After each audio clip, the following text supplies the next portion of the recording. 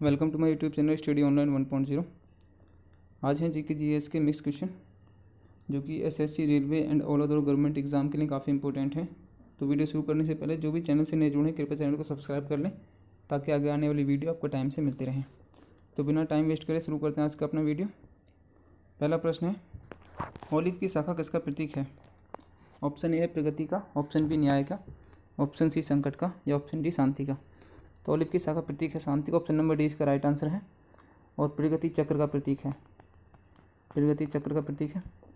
लाल मशाल क्रांति का प्रतीक है, लाल रंग विरोध का प्रतीक है, लाल रंग खतरे का प्रतीक है और लाल जो पट्टी है वो विरोध का प्रतीक है। तो ऑलिव की शाखा शांति का प्रतीक है। नेक्स्ट चलते हैं, भारत की प्रथम महिला लेफ्टिनेंट जनरल थी। तो भारत की जो प्रथम महिला लेफ्टिनेंट जनरल थी उनका नाम था पुनीत अरोड़ा, ऑप्शन नंबर 20 का राइट आंसर है।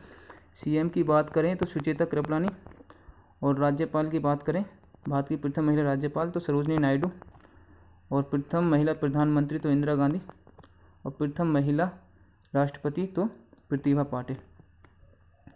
नेक्स्ट चलते हैं, डीआरडीओ द्वारा विकसित किया गया ध्रुव क्या है? तो ध्रुव एक एडवांस हेलीकॉप्टर है, बी इसका राइट आंसर होगा।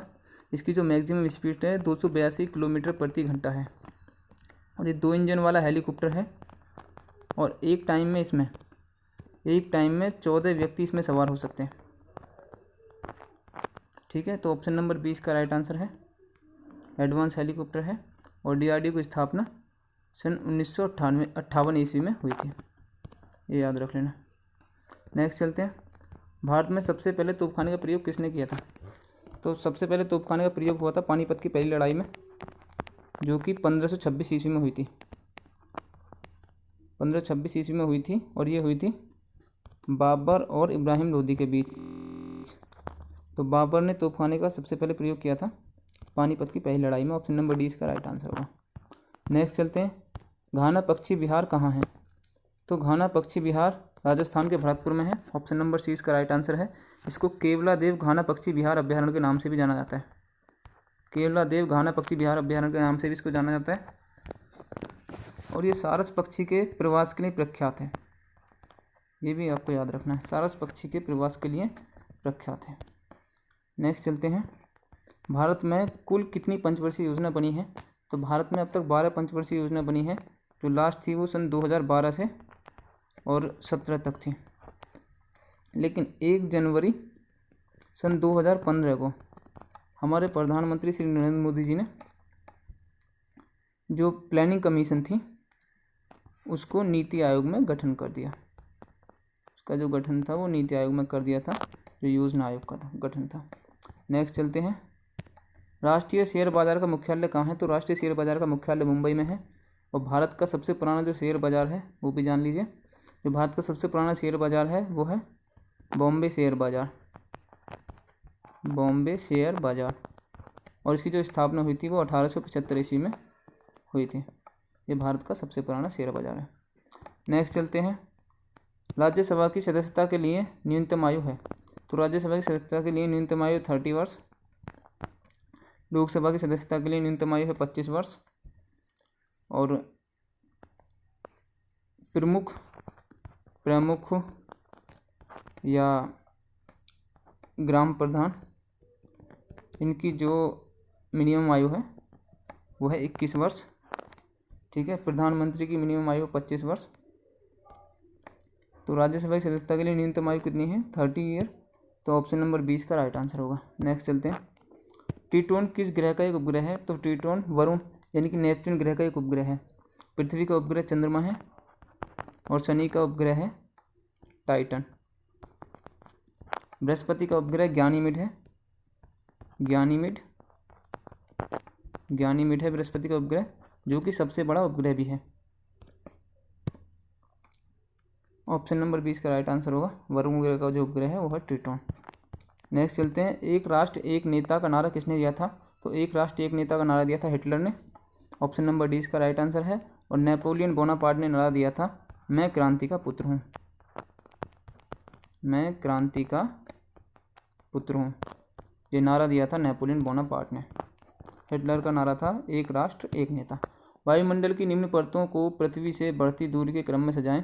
तो सबसे पहले आता है क्षोभ मंडल, उसके बाद आता है समताप मंडल, फिर ओजोन मंडल, फिर आता है आयन मंडल, फिर आता है बाह्य मंडल। तो इस हिसाब से 1 5 3 2 4 ऑप्शन नंबर सी इसका राइट आंसर होगा। तो क्षोभ मंडल की जो रेंज होती है वो 8 से 18 किलोमीटर की होती है, 8 से 18 किलोमीटर तक की रेंज होती है। और समताप मंडल 18 से 32 किलोमीटर समताप मंडल की रेंज में आता है, और 32 से 60 किलोमीटर, 32 से 60 तक आता है ओजोन मंडल, और 60 से 640 किलोमीटर तक आयन मंडल की रेंज आती है, और 640 से ऊपर की रेंज में बाह्य मंडल आता है, और बाह्य मंडल की कोई बाहरी रेंज नहीं है। ठीक है, नेक्स्ट चलते हैं। नगर पालिकाओं को संवैधानिक दर्जा किस संशोधन में दिया गया? तो नगर पालिका को संवैधानिक दर्जा 74 जो कॉन्स्टिट्यूशन अमेंडमेंट था उसमें संवैधानिक दर्जा दिया गया था। नेक्स्ट चलते हैं। अर्थशास्त्र में प्राइमरी गोल्ड किसे कहते हैं? तो अर्थशास्त्र में प्राइमरी गोल्ड 24 कैरेट सोना को कहते हैं। जो प्राइमरी गोल्ड होता है यानी कि जो 24 कैरेट सोना होता है काफ़ी मुलायम होने के कारण उससे आभूषण नहीं बन पाते, तो इसलिए 22 कैरेट सोना प्लस तांबा को मिलाकर आभूषण बनाया जाता है। नेक्स्ट, अनुदेशों का सेट जो कंप्यूटर को क्या करना है यह बताता है, उसे क्या कहते हैं? तो उसे कहते हैं प्रोग्रामिंग। प्रोग्रामिंग कंप्यूटर को बताती है कि उसे क्या करना है। और जो कंप्यूटर का रैम होता है, जो कंप्यूटर का रैम होता है उसको कंप्यूटर की याददाश्त बोलते हैं, और कंप्यूटर का जो सीपीयू होता है उसको कंप्यूटर का मस्तिष्क बोलते हैं, मस्तिष्क। ठीक है, तो इसका राइट आंसर डी होगा। जो कंप्यूटर को क्या करना है यह बताता है उसको बोलते हैं प्रोग्रामिंग, ये प्रोग्राम। पुरी की रथ यात्रा किसके सम्मान में निकाली जाती है? तो पुरी की रथ यात्रा भगवान जगन्नाथ के सम्मान में निकाली जाती है। और जो भगवान जगन्नाथ का जो मंदिर है पुरी में, उसका निर्माण अनंत वर्मन ने करवाया था। अनंत वर्मन ने करवाया था। ठीक है, पुरी में भगवान जगन्नाथ का मंदिर है। क्वेश्चन बनेगा कि भगवान जगन्नाथ का मंदिर कहाँ है, तो वो पुरी में है। संतरा में कौन सा अम्ल पाया जाता है? तो संतरा में खट्टा होता है, साइट्रिक अम्ल पाया जाता है। ऑक्जेलिक अम्ल जो टमाटर में पाया जाता है, और टार्टरिक अम्ल इमली में पाया जाता है। एसिटिक अम्ल सिरका में पाया जाता है, सिरका। ठीक है, संतरे में पाया जाने वाला अम्ल है साइट्रिक अम्ल। Option number D right answer. अगला प्रश्न है, सिगरेट लाइटर में कौन सी गैस का प्रयोग करते हैं? तो सिगरेट लाइटर में जिस गैस का प्रयोग होता है वो है ब्यूटेन। एलपीजी गैस में ब्यूटेन और प्रोपेन दोनों ही मुख्य रूप से पाई जाती हैं। और एलपीजी में गैस का गंध के रूप में प्रयोग किया जाता है, जिससे कि हमें गैस के रिसाव के बारे में पता चलता है। तो उस गैस का नाम है मिथाइल मॉर्कोप्टेन। मिथाइल मॉर्कोप्टेन। इसकी गंध से हमें पता चलता है गैस के रिसाव के बारे में। कई बार क्वेश्चन में पूछता है, तो याद रखना। धातु में सबसे अधिक आघात प्रत्यय है? तो धातु में सबसे अधिक आघात प्रत्यय है सोना, उसके बाद है चांदी। ऑप्शन नंबर डी इसका राइट आंसर है, सबसे अधिक आघात प्रत्यय सोना। नेक्स्ट क्वेश्चन है, हैजा के लिए उत्तरदायी कारक है? तो हैजा के लिए उत्तरदायी कारक है जीवाणु। हैजा में हमें लगातार उल्टी और दस्त हो जाते हैं। इसमें और बॉडी में सबसे ज़्यादा आंतों को अफेक्ट करता है। हैजा सबसे ज़्यादा आंतों को अफेक्ट करता है। एक बीमारी है टाइफाइड। टाइफाइड भी हमारी जीवाणु के कारण ही होती है। टाइफाइड भी जीवाणु के कारण ही होता है, और ये भी सबसे ज़्यादा आंतों को अफेक्ट करता है। आंतों को अफेक्ट करता है। ठीक है, नेक्स्ट है, वायुमंडल में जलवाष्प की मात्रा मापी जाती है? तो वायुमंडल में जलवाष्प की मात्रा मापी जाती है आर्द्रता के रूप में। ऑप्शन नंबर ए इसका राइट आंसर है। नेक्स्ट प्रश्न है, भारत से पहले कितने देशों ने परमाणु बम का परीक्षण किया था या परमाणु बम का विस्फोट किया था? तो भारत से पहले 5 देशों ने परमाणु बम का विस्फोट किया था।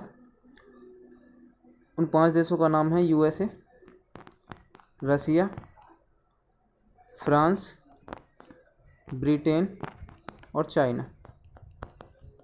ये 5 देश थे। इनमें सबसे पहले यूएसए ने 1945 ईस्वी में यूएसए ने कर लिया था।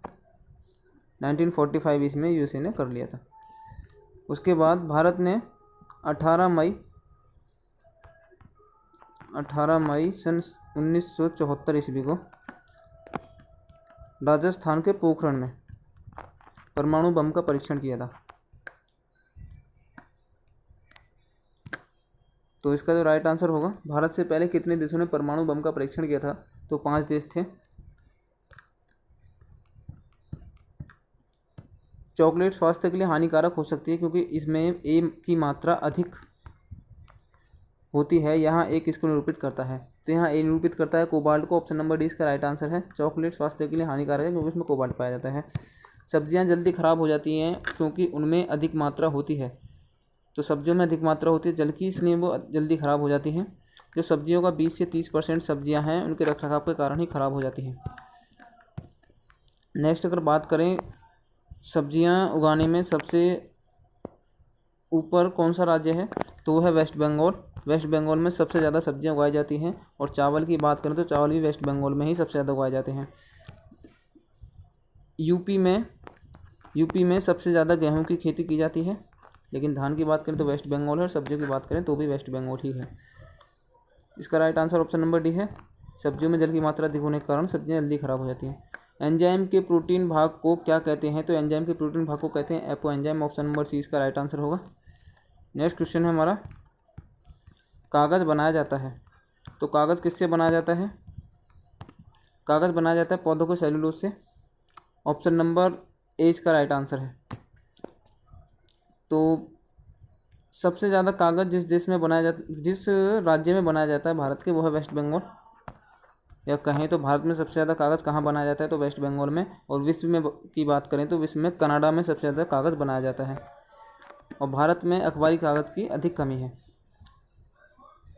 तो पौधों के सेलुलोज से कागज़ बनाया जाता है। ऑप्शन नंबर इसका राइट आंसर है। तो आज की वीडियो में इतना ही था। वीडियो अच्छी लगी तो वीडियो को लाइक करें और ज़्यादा से ज़्यादा शेयर करें। Thank you for watching.